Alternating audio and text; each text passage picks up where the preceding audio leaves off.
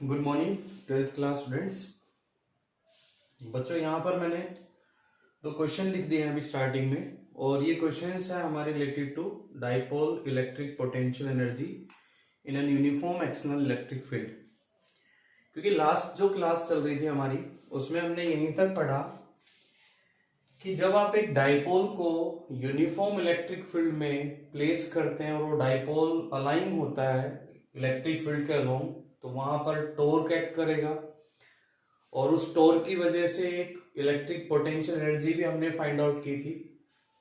ये last class जो आपकी हुई, तो एक बार देखो इसको फिर से। हमने यूनिफॉर्म इलेक्ट्रिक फील्ड दिखाया, ये बिल्कुल स्ट्रेट लाइन बराबर गैप रखे, और ये एक यूनिफॉर्म इलेक्ट्रिक फील्ड ई जिसको हमने लिख लिया। अब जब इसमें हमने एक डाइपोल को रखा, इलेक्ट्रिक डाइपोल, तो बच्चों ये इलेक्ट्रिक डाइपोल और किसी एंगल पे minus Q plus Q dipole के चार्जेस, एक एंगल थीटा, ठीक है। अब एरो इस तरफ है तो ये आपका इधर प्लस हो गया, प्लस माइनस को अपनी तरफ अट्रैक्ट करता है, ये प्लस इस प्लस को रिपेल करता है, जिसकी वजह से यहां पूछा जाए कि बताइए डाइपोल पे नेट फोर्स कितना है, तो हम यहाँ नेट फोर्स को तो जीरो ही बोल देंगे बच्चों, नेट फोर्स जीरो है, बट टॉर्क जीरो नहीं है, क्योंकि टू डिफरेंट लाइन पे जो ये फोर्स एक्ट कर रहे हैं इक्वल और अपोजिट, इनकी वजह से ये डाइपोल ऐसे रोटेट करेगा और यहां आएगा इस फील्ड के अलोंग, ठीक है। और वो हमने ऑसिलेशन को भी आगे डिस्कस किया था। तो यहां आने के बाद थीटा जीरो होगा और टॉर्क जीरो, तो वो टॉर्क हमने जो सोल्व किया वो टॉर्क आया पीई साइन थीटा। इसमें P हो गया डाइपोल मोमेंट, E यहाँ uniform electric field, and theta is the angle between dipole moment and electric field. अब theta is equals to zero, torque will be zero, और theta अगर 90 है torque क्या रहेगा, मैक्सिमम होगा। तो यहां से इस पॉइंट तक आने में जब उसने रोटेट किया तो वहां एक एनर्जी लगी, वो डाइपोल की पोटेंशियल एनर्जी जो होगी, वो डाइपोल की जो पोटेंशियल एनर्जी आई, उसके लिए हमने फॉर्मूला फाइंड आउट किया minus PE cos theta two minus cos theta one. Theta one जब इनिशियल एक एंगल पे प्लेस डाइपोल, और थीटा टू जब लास्ट एक फाइनल एंगल जो उसने कवर किया वो है, ठीक है। तो ये दोनों फॉर्मूले हम कर चुके हैं, इन्हीं का डिस्कशन पे, इन्हीं से रिलेटेड ये हमारे दोनों क्वेश्चंस होंगे। तो इसमें बच्चों मुझे आपको एक पॉइंट और बताना है इक्विलिब्रियम से रिलेटेड, इक्विलिब्रियम, और यहां पर इक्विलिब्रियम में बात की जाएगी स्टेबल इक्विलिब्रियम और अनस्टेबल इक्विलिब्रियम दोनों की। इक्विलिब्रियम पे पहले भी आप लोग क्वेश्चंस कर चुके हैं, नेट फोर्स जीरो, ठीक है।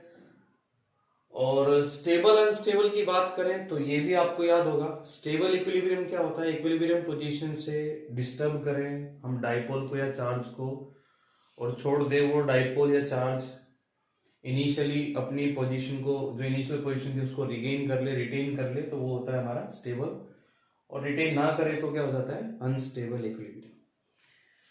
तो इसको ऐसे समझो कि जब ये डाइपोल यहां था ऐसे रोटेट करके आ गया, यहां रोटेट करके आने का मतलब है भाई ये माइनस इधर आ गया, प्लस इधर चला गया, ठीक है। और जैसे ही वो इधर आएगा तो डाइपोल मोमेंट माइनस क्यू से प्लस क्यू, पी इधर, इलेक्ट्रिक फील्ड ऑलरेडी इधर ही है, तो थीटा हो गया हमारा जीरो। और जैसे ही वो यहां आएगा, नेट फोर्स पहले भी जीरो था, अब भी नेट फोर्स जीरो है, बट अब फोर्स एक ही लाइन पे एक्ट कर रहे हैं, तो मूवमेंट बंद हो जाएगा उसका, ठीक है।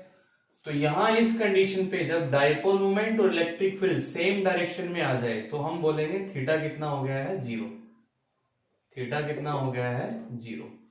ये मैं स्टेबल इक्विलिब्रियम में इसलिए लिख रहा हूं क्योंकि थीटा जीरो स्टेबल इक्विलिब्रियम की कंडीशन बनेगी। कैसे बनेगी देखिएगा, कि जब वो डाइपोल घूम के ऐसे आया, और अगर मैं उसको इस पोजीशन से डिस्टर्ब कर दूं, इधर कर दूं या इधर कर दूं, तो क्या होगा, जैसे मैं यहां आया इधर कर दूं तो वापस फिर वहीं चला जाएगा, इधर कर देता हूं तो फिर वापस वहीं आ जाएगा, जिसको हमने कल किया भी था रेस्टोरिंग टॉर्क, ठीक है ना। ये जो डाइपोल है ये रोटेट करके ऐसे आ गया, अब आप इसको डिस्टर्ब कर दो, फिर वापिस ऐसे चला जाएगा, क्योंकि फील्ड फोर्स लगाएगा उसके ऊपर फिर से वही। तो इस पोजीशन को हम बोलेंगे कौन सी इक्विलिब्रियम बच्चों? Stable equilibrium. थीटा जीरो कौन सी कंडीशन हो गई? Stable equilibrium. तो यहां से अगर आप इस साइड राइट साइड डिस्टर्ब करा दीजिए, लेफ्ट साइड डिस्टर्ब करा दीजिए, रेस्टोरिंग टॉर्क लग के इसको फिर वहीं लेके आ जाएगा। तो थीटा जीरो हमारी स्टेबल इक्विलिब्रियम पोजीशन हो गई, क्योंकि यहां से डिस्टर्ब करने से डायपोल रिटेन कर लेता है, फिर उसको वापस वहीं पहुंचा देता है। अनस्टेबल इक्विलिब्रियम में देखिए, ये जो डायपोल यहां ऐसे आया, ये जो कैप वाली साइड है थोड़ी देर के लिए मान लीजिए प्लस है, ये नीचे वाला जो बॉटम है ये माइनस क्यू है। अगर मैं इसको पूरा ऐसे पलटी करा दूं, टर्न करा दूं, इट मीन्स कि यहां पर अब हमने पोजीशन को ऐसे कर दिया कि यहां हो गया हमारा माइनस का क्यू और यहां हो गया प्लस का क्यू। फिर क्या होगा? तब ये जो इधर प्लस है, ये प्लस इस प्लस को रिपेल कर रहा होगा, उस माइनस को इधर खींच रहा होगा, फिर भी लाइनें सेम ही होगी, फोर्स इक्वल और अपोजिट होंगे। तो क्या अब हमने देखा कि यहां से जैसे उसको पूरा इतना घुमा दिया, अपोजिट कर दिया, तो क्या ऐसा होगा कि वो वापस घूम के चला जाए? नहीं, क्योंकि यहां पर बच्चों थीटा कितना हो गया है? 180 डिग्री, और साइन 180 भी कितना होता है? 0। तो कोई टॉर्क नहीं लगेगा, और टॉर्क नहीं लगेगा तो उसको वापस कौन पहुंचाएगा घुमा के? आ रही बात समझ में? मतलब यहां कोई रेस्टोरिंग टॉर्क प्रोवाइड नहीं होगा इलेक्ट्रिक फील्ड से। तो हमने उसको टर्न करा दिया 180 डिग्री पे और वो वापस नहीं गया, इसका मतलब ये कौन सी कंडीशन बनी इसमें? अनस्टेबल। तो यही तो अनस्टेबल के लिए हम डिस्कस करते हैं कि उसको डिस्टर्ब करा दें इक्विलिब्रियम पोजीशन से और वो रिगेन ना करे उस पोजीशन को वापस से, तो हम वो कंडीशन बोलते हैं अनस्टेबल इक्विलिब्रियम। तो ये दोनों ही पॉइंट इंपॉर्टेंट है। आपने जहां टॉपिक खत्म किया उससे आगे पहले आप दोनों ये पॉइंट लिख लेंगे, stable equilibrium, unstable equilibrium, potential energy. Theta 1 theta 2 ये आपको मालूम हो गया है। तो समझ में आया भैया? डायग्राम से आपने ठीक से समझ लेना है, क्लियर कर लेना है, नोटबुक में दोनों पॉइंट्स नोट कर लेना। तो फिर भी नहीं आता है तो जैसे ही चैप्टर कंप्लीट होगा एक लाइव सेशन करेंगे, क्लास करेंगे, वहां पर अपने डाउट मार्क करके रखो और वहां पर हम इनको फिर से डिस्कस कर लेंगे। बट कोशिश ये की जा रही है कि बच्चों आपको एक बारी में समझ में आए। एक बारी में आए तो मैं 2 बार 3 बार रिपीट कर रहा हूँ बातों को, ध्यान से थोड़ा समझ के करोगे तो सब चीजें आसानी लगेंगी और आसानी से समझ में आ जाएगा। ठीक है, इतना हो गया। तो चलिए अब क्वेश्चन की साइड चलते हैं। स्टेबल अनस्टेबल इक्विलिब्रियम करने के बाद पोटेंशियल एनर्जी के क्वेश्चन, टॉर्क, और ये दोनों फॉर्मूले हमारे P sine theta minus P cos theta 2 minus cos theta 1, इनको अप्लाई करना ठीक से आना चाहिए क्वेश्चंस पे। उसके लिए मैंने ये दोनों क्वेश्चन लिखे, सिंपल क्वेश्चंस है, बस हम अपने कंसेप्ट को थोड़ा और क्लियर कर लें उसके लिए। क्वेश्चन पहला है कि electric dipole is placed at an angle 60 degree with an electric field. तो डाइपोल जो है वो 60 डिग्री का एंगल बनाता है इलेक्ट्रिक फील्ड के साथ, और ये इलेक्ट्रिक फील्ड दे रखा है, electric field 4 × 10⁵ Newton per coulomb. It experience A torque, बच्चों टॉर्क भी दे रखा है 8√3 न्यूटन मीटर। चलिए अभी तक ऐसा ही चल रहा है। If length of dipole is 4 centimetre, ये क्या होता है? ये हमारा 2a होता है जिसको लेंथ ऑफ डाइपोल बोलते हैं। कितना दे रखा है? 4 सेंटीमीटर। मीटर बना लेंगे 4 × 10⁻² मीटर। ठीक है। Determine the magnitude of charge of dipole, dipole का magnitude of charge plus Q minus Q होता है, तो आपने क्यू की वैल्यू फाइंड आउट करनी है क्वेश्चन में। तो टॉर्क गिवन है, टॉर्क जो हमने पढ़ा है डाइपोल के लिए वो होता है P E sine theta. P को हमने लिख लिया क्यू इंटू 2a की फॉर्म में, मल्टीप्लाई में ई साइन थीटा, इधर हमारा टॉर्क है। अब कुछ नहीं, सब वैल्यू सब्स्टिट्यूट कर देनी है बस। टॉर्क कितना? 8√3। चार्ज निकालना है, मैग्नीट्यूड ऑफ चार्ज वही, 2a कितना है हमारा? 4 × 10⁻²। एंगल कितना है, कितने एंगल पे प्लेस्ड है वो? ये एंगल वही तो होता था डाइपोल और इलेक्ट्रिक फील्ड के बीच में, जो कि कितना दे रखा है? 60। साइन 60 हमारा हो गया, साइन 60 हो गया √3/2। ये 2 2 4, ये √3 से √3 कैंसिल हो गया, ये आ गया यहाँ हमारा 4। तो यहाँ 4 = Q × 10⁻², नीचे आया 4/10⁻², तो 4 × 10⁻² कूलम चार्ज की वैल्यू। ठीक है, क्या गड़बड़ हुआ? नहीं ठीक है। अच्छा अच्छा अच्छा, एक चीज छोड़ दिया भाई, इलेक्ट्रिक फील्ड को नहीं देखा ना, फिर से देखो कैलकुलेशन। हाँ टॉर्क, चलिए फिर से रख लेते हैं। टॉर्क था 8√3, क्योंकि बहुत ज्यादा चार्ज आ गया ना, मुझे थोड़ा डाउट तब हुआ कि Q की वैल्यू काफी लार्ज आ गई 10 की पावर प्लस के अंदर। तो Q हमें निकालना है 2A, 2A कितना हुआ 4 इंटू 10 की पावर -2। E की वैल्यू इलेक्ट्रिक फील्ड 4 इंटू 10 की पावर 5 और साइन 60 √3/2। अब सही चलेगा कैलकुलेशन। तो √3 से √3 कैंसिल हो गया, 2 2 जा 4, या यहां से 4 2 जा 8 हो गया, ये 2 2 जा 4 हो गया यहां पर फिर,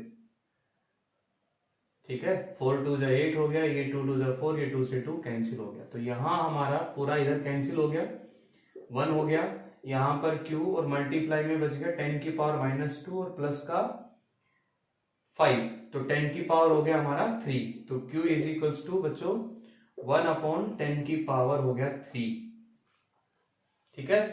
या हम इसको क्या लिख सकते हैं 1 इंटू 10 की पावर -3 या 10 की पावर -3 कूलम। ये वैल्यू आ जाएगी हमारी इसकी चार्ज की, ठीक है। फर्स्ट क्वेश्चन था हमारा, इसमें कुछ नहीं, फॉर्मूले में वैल्यू सब्स्टिट्यूट करनी थी। अब सेकंड क्वेश्चन पे देखते हैं। सेकंड क्वेश्चन में लिखा है, स्टेटमेंट अगर रीडिंग करते हैं तो find the amount of work done, amount of work done निकालना है in rotating an electric dipole of dipole moment. Dipole moment दे दिया है P की value, P is equals to कितना दे दिया है हमारा 3 इंटू 10 की पावर -8, 3 इंटू 10 की power -8 coulomb metre in SI।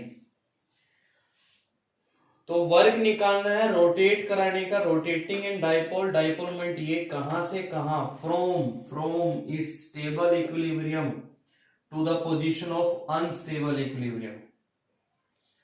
अब आपको यहां से खुद से समझना है स्टेबल इक्विलिब्रियम।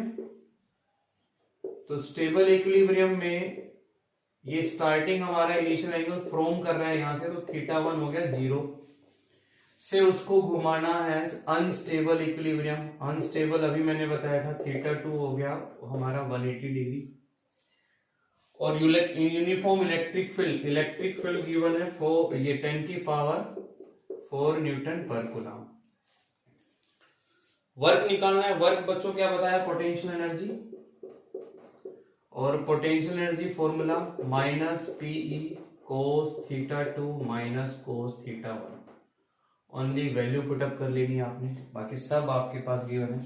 क्या क्या, डाइपोल मोमेंट है -3 इंटू 10 की पावर -8, इलेक्ट्रिक फील्ड है 10⁴ cos θ2 cos 180 होता है हमारा -1 और cos θ1 0, cos 0 हो गया यहां से 1, ये -1 -1 -2, एक माइनस ऑलरेडी है, 2 3 जा 6 और 10 की पावर -8 प्लस का 4, 10 की पावर -4, एनर्जी आ गई तो जूल, पोटेंशियल एनर्जी। तो कोई प्रॉब्लम नहीं है, आया समझ में। ऐसे कुछ बुक में जो क्वेश्चन दे रखे हैं आपके प्रॉब्लम फॉर प्रैक्टिस सोल्ड में, वो आप लोगों ने कर लेंगे। किस पे, टॉर्क के कंसेप्ट, टॉर्क ऑन डाइपोल, और उससे रिलेटेड पॉइंट हमारा पोटेंशियल एनर्जी। अब अपनी रेफरेंस टेक्स्ट बुक्स में जाके देखोगे तो बच्चों ये वाला जो पॉइंट है ना पोटेंशियल एनर्जी का, ये आगे दे रखा है, क्योंकि और भी हमें पोटेंशियल एनर्जी के क्वेश्चंस करने हैं, बट डाइपोल के लिए पोटेंशियल एनर्जी इसलिए मैंने यही करा दिया, तो उसके क्वेश्चंस मैं आपके पास भेज भी दूंगा, आपको ढूंढना ना पड़े उसके लिए। क्लियर है? तो ये पॉइंट हमारे हो गए हैं। तो मैं आज नया टॉपिक कोई शुरू नहीं कर रहा हूं, अभी कुछ मैं और क्वेश्चंस कुछ क्वेश्चन प्रैक्टिस कर लेते हैं। तो नया चैप्टर से पहले हम इसका एक टेस्ट रखेंगे, एक लाइव डाउट सेशन रखेंगे, उसके बाद हम स्टार्ट करेंगे अगला नया चैप्टर। बच्चों यहाँ एक क्वेश्चन बोर्ड पे और लिखा है मैंने, और ये भी एक इम्पोर्टेंट क्वेश्चन, अपनी नोटबुक में भी नोट करना, और CBSE 2020 में पूछा गया क्वेश्चन, ठीक है। क्या है तो क्वेश्चन देखिए, करते हैं क्वेश्चन को, पहले पूरा समझते हैं।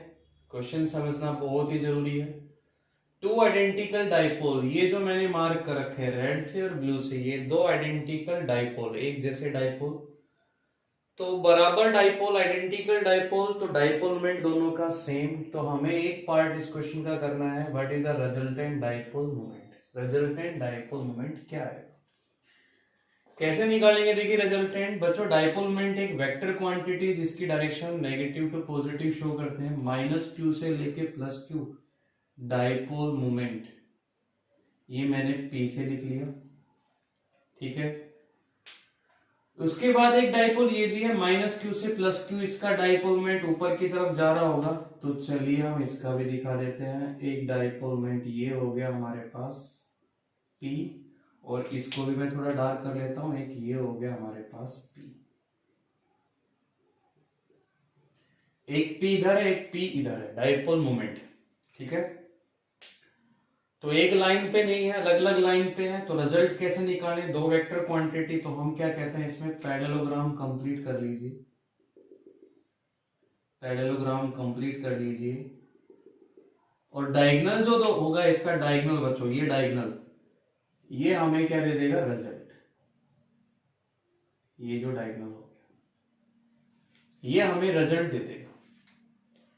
तो रिजल्ट निकालने के लिए फॉर्मूला होता है हमारे पास, R magnitude under root A square plus B square plus 2ab cos theta, वो यहां अप्लाई कर देंगे, parallelogram vector addition rule. A का काम कौन कर रहा है, पी, डाइपोल मोमेंट, तो पी स्क्वायर, बी का काम P square plus 2p square, cos theta, दोनों के बीच में जो दो वेक्टर के बीच में एंगल 120, तो कोस 120 याद होगा आपको, -1/2 डायरेक्ट भी, ये 2 से 2 कैंसिल हो गया, ये माइनस आगे आ जाएगा, तो ये पी स्क्वायर कैंसिल, एक पी स्क्वायर बचेगा, तो बाहर पी आएगा, तो ये आ गया हमारा रिजल्टेंट डाइपोल मोमेंट पी। कोई प्रॉब्लम नहीं आई आगे समझ में, थोड़ा डायग्राम से क्वेश्चन को हमने ठीक से समझ लिया। अगला जो पार्ट करना है, क्योंकि दोनों पार्ट जब करेंगे तभी आपको पूरे नंबर मिलेंगे क्वेश्चन के, तो दूसरा पार्ट पढ़ते हैं। देखिए, if this system is placed in electric field E along positive x direction, electric field है जी इधर, ये पॉजिटिव एक्स के हो, तो what will be the magnitude and direction of torque acting on this arrangement, this combination.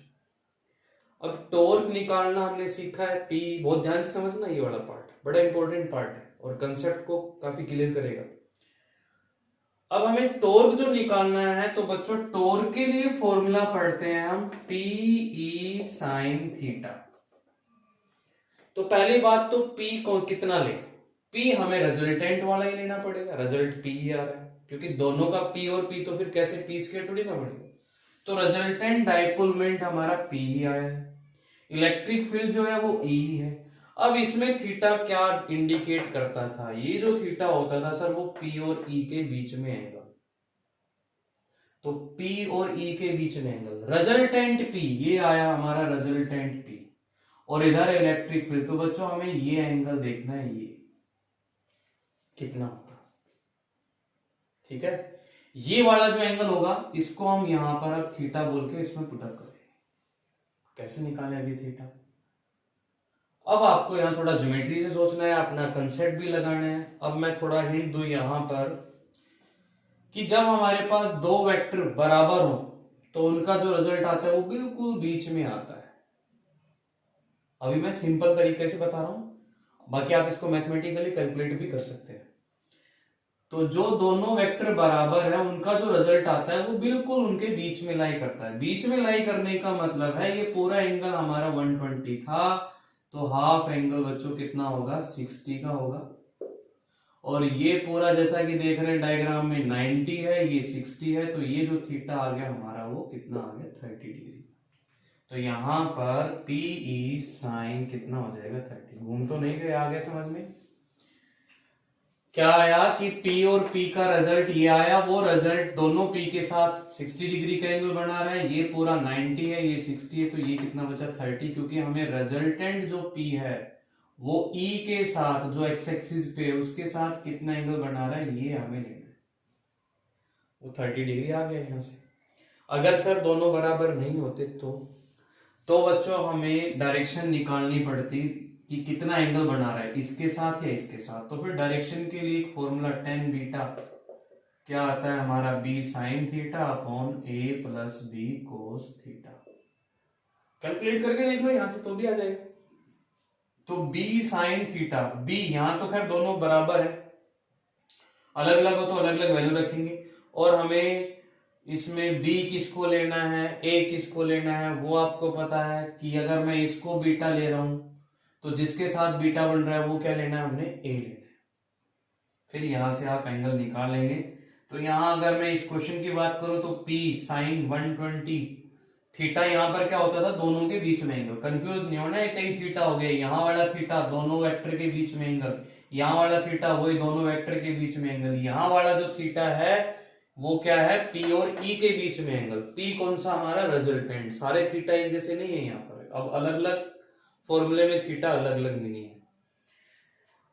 तो यहाँ B भी हमारा P है, और साइन 120 हो गया साइन 90 प्लस 30, 90 प्लस 30 चला गया हमारा कौन सा क्वाड्रेंट बच्चों, सेकंड। सेकंड में हमारा साइन और कोसिकेंट पॉजिटिव होता है, तो यहाँ 90 वाले में चेंज होगा, तो ये हो जाएगा हमारा cos 30, और cos 30 की वैल्यू होती है हमारी √3/2, तो यहाँ हो गया √3/2। नीचे आ गया हमारा p प्लस p, और यहाँ पर cos कितना 120, cos 120 हो गया हमारा माइनस में 1/2। अब p माइनस p/2 तो कितना आया, p/2, ऊपर गया ये 2 से 2 कैंसिल, ये p से p कैंसिल, 10 बीटा √3, तो बीटा कितना आ गया हमारा 60, वही आया 60। तो ऐसे भी कैलकुलेट कर सकते हैं, या डायरेक्ट भी। आपको पता है कि दो वेक्टर की बराबर वैल्यू है तो रिजल्ट जो है वो बिल्कुल बीच में आएगा।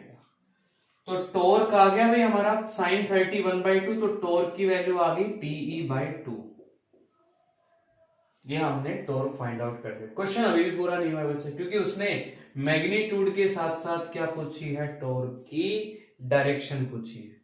अब वो डायरेक्शन हमने कैसे समझनी है, वेक्टर फॉर्म में जब हम टॉर्क को लिखते हैं तो torque vector is equals to आता है P क्रॉस E या E क्रॉस P, याद करो, P क्रॉस E। तो देखिए अब इसको यहां से चेक कर सकते हैं, ये हमारा P रहा इधर, ये जो P रहा रिजल्टेंट, और इधर हमारा E है, ये जो x एक्सिस पे E है, ये E है, ये P है, P और ये E।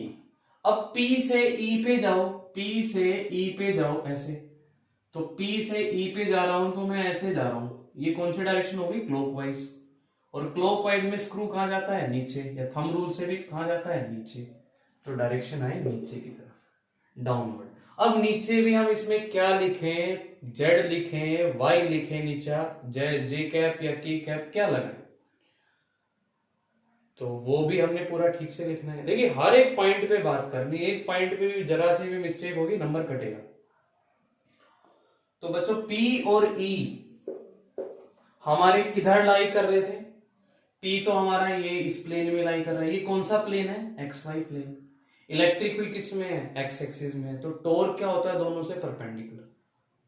ठीक है, तो परपेंडिकुलर कौन होगा इनका, XY प्लेन का और Y का, या X का कौन होगा, Z ही होगा। तो वो हमने यहां पर इसमें यूज कर लेना है। तो नेगेटिव Z डायरेक्शन यहां पर हम इसको बोल सकते हैं, नीचे की तरफ, डाउनवर्ड डायरेक्शन। तो इनवर्ड, ये इसका इनवर्ड, ठीक है। अब वो इनवर्ड ZX प्लेन में भी, ZY प्लेन में भी, जो भी है, लेकिन perpendicular to plane of paper और इनवर्ड डायरेक्शन में आ जाएगा इसका आंसर। तो ये डायरेक्शन लिख दी हमने, मैग्नीट्यूड फाइंड आउट कर दिया, रिजल्टेंट डाइपोल मोमेंट। तो एक अच्छा क्वेश्चन है, एक बार खुद से भी जरूर इस क्वेश्चन की प्रैक्टिस करनी है हमने। तो यहां भी हमने टॉर्क का कंसेप्ट इस पे अप्लाई किया है, ठीक है। तो टॉर्क और पोटेंशियल एनर्जी के आज क्वेश्चंस प्रैक्टिस करो, जो भी मैं आपके पास भेजता हूं, आपकी बुक में जो क्वेश्चंस है डाइपोल के लिए, टॉर्क और पोटेंशियल एनर्जी के। चलिए ठीक है, आज इतना ही कर लेते हैं।